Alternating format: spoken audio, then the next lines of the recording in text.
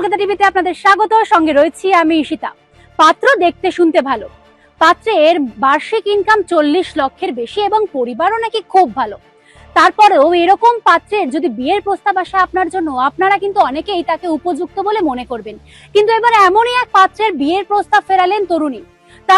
তার দাবি একটাই যে পাত্র নাকি রাহুল গান্ধীকে রোল মডেল বলে দাবি করছে নিজে। রাজনৈতিক মতাদর্শ ভিন্ন থাকায় বিয়ের প্রস্তাব নাকচ করলো তরুণী। সম্প্রতি সোশ্যাল মিডিয়া জুড়ে কিন্তু এমনই একটি খবর ভাইরাল হয়ে গিয়েছে। এক্স হ্যান্ডেল গত 17 আগস্ট একটি পোস্ট করা হয় আরোহী রেড্ডি নামক একটি অ্যাকাউন্ট থেকে, যেখানে তরুণী লেখেন যে পাত্রর দেখতে শুনতে ভালো ছিল, পাত্রের পরিবারও ভালো ছিল, বার্ষিক আয় 40 লক্ষের বেশি ছিল। এমনই একটি বিয়ের প্রস্তাব আসে তার কাছে। বিয়ের প্রস্তাবে প্রথমে সে রাজি হলেও পরে কিন্তু নাকচ করে দেয়, শুধুমাত্র পাত্র রাহুল গান্ধীকে রোল মডেল বলে উল্লেখ করেছিল নিজের ইনস্টাগ্রাম অ্যাকাউন্টে। সেই ইনস্টাগ্রাম অ্যাকাউন্ট ভালো করে সার্চ করে দেখেই কিন্তু সেই পাত্রী বিয়ে থেকে পিছিয়ে যায়, অর্থাৎ বিয়ে কিন্তু যে প্রস্তাব দিয়েছিল ওই তরুণ তার নাকচ করে দেয়। এমনকি ওই পাত্রের আরো দাবি যে দেশের প্রতি তার দৃষ্টিভঙ্গি এবং ব্যক্তিগত বিশ্বাস তার কাছে টাকা, চেহারা কিংবা পেশাগত সাফল্যের চেয়ে অনেক বেশি গুরুত্বপূর্ণ।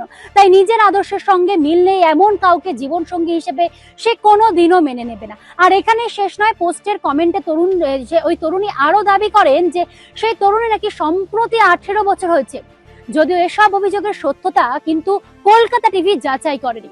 তবে এই পোস্টটি এক্স হ্যান্ডেলে পোস্ট হওয়া মাত্রই 1 লাখের বেশি কিন্তু ভিউজ পায়। কমেন্ট সেকশন কিন্তু ভরে যায়। কেউ কেউ ওই তরুণীর পক্ষে যুক্তি দেয়, কেউ কেউ তরুণীর বিপক্ষে। অনেকে মনে করছেন যে শুধুমাত্র রাজনৈতিক ভাবে ভিন্ন মতাদর্শের কারণে একটি বিয়ের প্রস্তাব নাকচ করে দেওয়া কিন্তু কোনোভাবেই কাঙ্ক্ষিত নয়। অনেকে আবার মজার ছলে ওই তরুণকে ভাগ্যবান মনে করছেন যার বিয়ের প্রস্তাব এই তরুণী ফিরিয়ে দিয়েছে। কারণ তরুণীর এই রাজনৈতিকভাবে ভিন্ন মতের কারণে বিয়ের প্রস্তাব নাকচ করা নেটাগরিকরা কিন্তু কোনোভাবেই ভালোভাবে নিচ্ছে না। এখন এ পর্যন্তই। দেখতে থাকুন কলকাতা টিভি রাত দিন 7 দিন।